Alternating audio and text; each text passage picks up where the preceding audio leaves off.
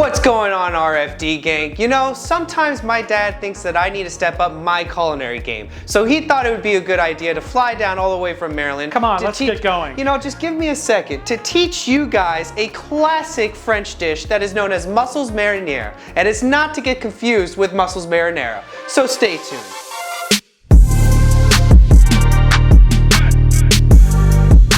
If you're new to Register for Dinner, go ahead and subscribe to our channel down below, hit that little notification bell, and you too can join the RFD gang. Party on.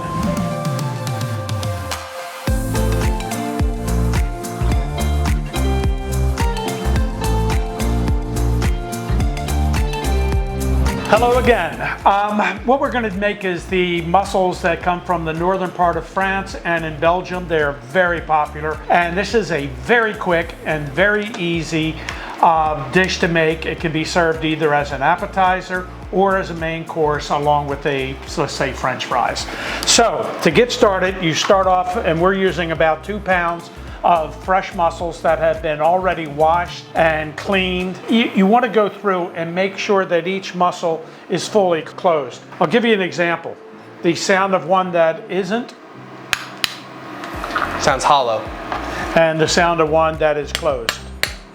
Much more dense. Yep. So all you do is you start off by putting 2 tablespoons of butter. We're going to melt that, and to that we're going to add, if you would, Sebastian, about the same amount of olive oil. So about 2 tablespoons, tablespoon and a half of olive oil. To this we're going to add 1 large shallot that is not chopped but is sliced. So essentially we're just kind of sauteing the shallots a little bit? Exactly. Gotcha. Exactly. 3 cloves of freshly chopped garlic. That's a rough chop. It's not a mince, yes. That's for sure. See, we don't want to brown these. We just want to make them wilt a little bit. Just sweating them, essentially. All right. Now, guys, this is really difficult. You just take the mussels, dump them into the pan. Simple as that. Add. Oh. So a little bit. So my favorite, a little bit of wine. Yes. What wine is that? This is a California Sauvignon Blanc. Ideally, what you would want to have is a French a wine from like Loire Valley, or even a Burgundy. We bring this, we turn up the heat a little bit, bring it to a boil, squeeze as much juice as you can get. Half a lemon, just a dash of salt, and a couple grinds of pepper. All right, the only thing we have to do now is to cook this at fairly high heat, 4 to 5 minutes. In the meantime, Sebastian, if you want to take over and do basically the garnish. Now I've got the most grueling part, and that is toasting your bread. So I have 2 beautiful slices of French baguette, drizzle them with a little bit of olive oil, and I'm gonna place them on a sheet pan and in the oven on broil. This I can handle, guys.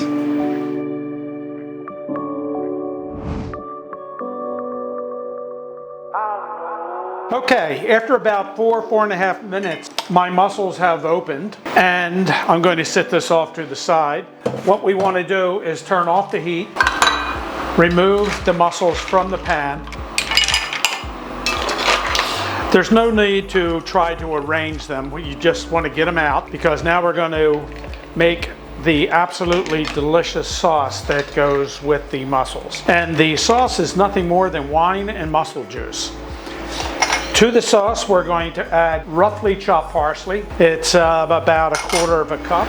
Another 2 tablespoons of butter. And you're going to want to turn this. Stir it and let the butter sort of get homogenized into the sauce.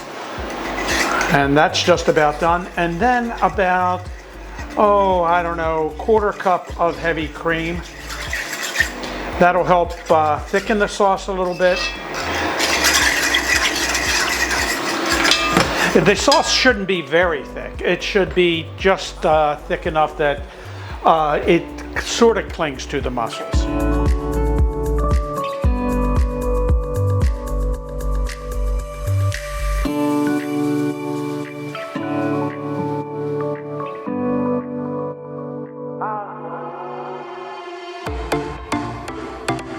The only thing left to do before you start enjoying these absolutely delicious mussels is put a couple pieces of your toast or costini on the sides of the dish, and it's ready to serve either for a main course or cut in half would be two very nice appetizers. Now, I don't know about you, Dad, but I really worked myself up an appetite. I don't know how you could, holding down the couch. Hey, you know how hard it is to toast bread to perfection? I mean, look at these, but nonetheless. Well, I have to say they're not bad. Yeah, nonetheless though, I think it's time that we give these bad boys a try. What do you think? I'm going Proof is in the tasting. I'm going for the biggest one. Get some of that juice that's at the bottom, because that's the best. Oh yeah, they're good. You can't beat that. Cheers to another successful meal. And one of the best things about this is you still have a half a bottle of wine to go with the dinner afterwards. But just like that, guys, we're done with yet another episode of Register for Dinner, and I'm your host, Sebastian Register. And I'm Paul, the Pharaoh Register. He ain't all that. He's good, but he's not that good.